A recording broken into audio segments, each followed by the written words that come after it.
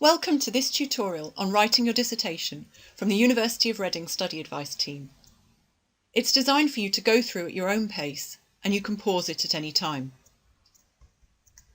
You may be used to writing your assignments quite quickly, maybe sometimes even in a single night, but this just isn't physically possible for a sustained piece of writing like a dissertation. Your writing journey for your dissertation is not such a neat, linear process. You'll likely go through periods of not seeing the wood for the trees or a clear way forwards. But this is normal, and with some planning and perseverance you'll pass through this and often gain a fresh perspective. So when you start writing up, use your dissertation structure to guide you and make the task manageable. For a report-style dissertation, each section has a different role to play, and this influences when and how you write it. For example, your literature review has an analytical style. You're analysing previous research to show how your research contributes to it. So it's often written near the start of your project to set up the main concepts and context, but is often redrafted near the end once you've written the discussion section and know more clearly the role the literature needs to play. Your methods and findings sections are descriptive, describing what you did and what you found. It's best to write these up as you go along whilst you remember. Although they may be more straightforward to write, it can be easy to waffle in these sections, so be ruthless. Include only what's necessary for someone to repeat your process.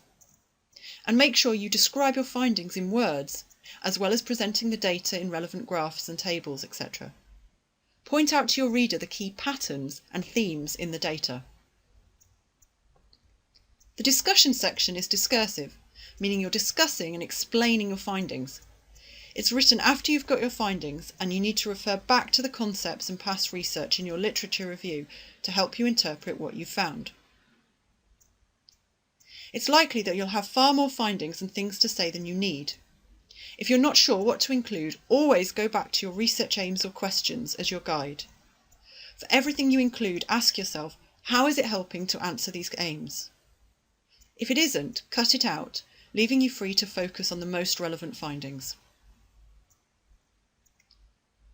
For an essay-style structure, each of the main chapters will have an introduction, body and conclusion, just like an essay. In fact, it can help to think of your dissertation like a series of linked essays. And writing a few essays isn't all that bad. Make sure that you leave time at the end to redraft to tighten up the links between the chapters, which often come in the introduction and conclusion to each chapter, and to make sure your overall argument runs through consistently and clearly. It's far easier to do this in the redrafting stage when you can see your dissertation as a whole. It's important to find a space that helps you focus on writing.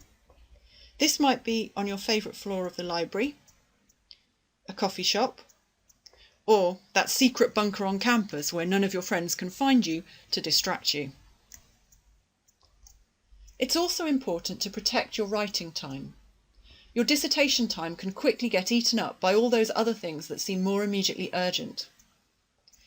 Block off time during your week for writing, just as you would for fixed commitments such as going to lectures or paid work. Despite all the best intentions in the world, sometimes we just don't feel like writing. But you need to use your precious writing time effectively. So try free writing. Writing for a small fixed time, say 10 minutes, without editing, searching for references or criticising yourself. It gets you past the blank page or screen, and you'll be surprised at how much you can produce in a limited time. Have a list of more mundane tasks, such as sorting your headings or finding missing references, that you can do when you're really struggling to be creative. Then you're still making forward progress on those occasions when you're more brain dead. Keeping going is crucial in a longer project. Writing your dissertation may seem like a mountainous task, but break it down into small, specific targets. It's far easier to do something defined, like write 500 words, than something nebulous and vague, like write it all up. Spending lots of time perfecting one section can get you bogged down. Write a chapter, do a small redraft, and move on. You'll only really know what editing you need to do when you can see the full first draft as a whole. We all get blocked in our writing at some point. Writer's block is often a sign that we haven't quite worked out our argument or what we want to say. Take a step back and go back to your plan. Some thinking time and coming at it from another angle will often give you a breakthrough.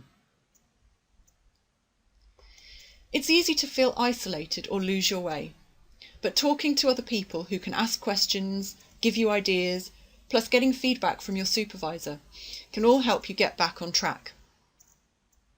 And it's always good to give yourself rewards to look forward to. So, to summarise, writing your dissertation is a marathon, not a sprint. Expect there to be some ups and downs along the way, but working steadily will soon add up. Use your dissertation structure to break your writing down and make it manageable. Protect your precious time and space to write. And keep your forward momentum going by talking to your friends and supervisor, doing free writing, and having regular rewards. And if you do this, you'll soon have the finish in sight.